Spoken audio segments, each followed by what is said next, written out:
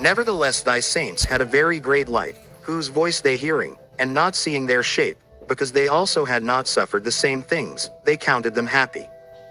But for that they did not hurt them now, of whom they had been wronged before, they thanked them, and besought them pardon for that they had been enemies.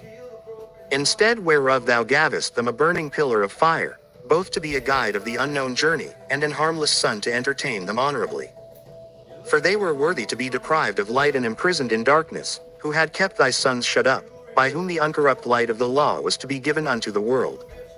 And when they had determined to slay the babes of the saints, one child being cast forth, and saved, to reprove them, thou tookest away the multitude of their children, and destroyedst them altogether in a mighty water. Of that night were our fathers certified afore, that assuredly knowing unto what oaths they had given credence, they might afterwards be of good cheer. So of thy people was accepted both the salvation of the righteous, and destruction of the enemies.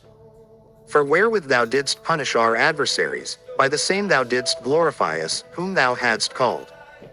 For the righteous children of good men did sacrifice secretly, and with one consent made a holy law, that the saints should be like partakers of the same good and evil, the fathers now singing out the songs of praise.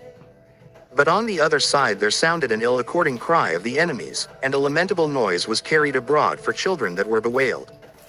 The master and the servant were punished after one manner, and like as the king, so suffered the common person.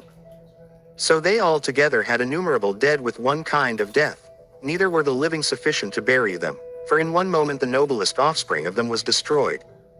For whereas they would not believe anything by reason of the enchantments, upon the destruction of the firstborn, they acknowledged this people to be the sons of God. For while all things were in quiet silence, and that night was in the midst of her swift course, thine almighty word leapt down from heaven out of thy royal throne, as a fierce man of war into the midst of a land of destruction, and brought thine unfeigned commandment as a sharp sword, and standing up filled all things with death, and it touched the heaven, but it stood upon the earth. Then suddenly visions of horrible dreams troubled them sore, and terrors came upon them unlooked for. And one thrown here, and another there, half dead, showed the cause of his death. For the dreams that troubled them did foreshew this, lest they should perish, and not know why they were afflicted.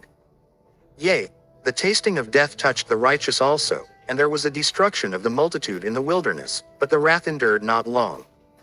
For then the blameless man made haste, and stood forth to defend them, and bringing the shield of his proper ministry, even prayer, and the propitiation of incense, set himself against the wrath, and so brought the calamity to an end, declaring that he was thy servant. So he overcame the destroyer, not with strength of body, nor force of arms, but with a word subdued him that punished, alleging the oaths and covenants made with the fathers. For when the dead were now fallen down by heaps one upon another, standing between, he stayed the wrath, and parted the way to the living. For in the long garment was the whole world, and in the 4 rows of the stones was the glory of the fathers graven, and thy majesty upon the diadem of his head.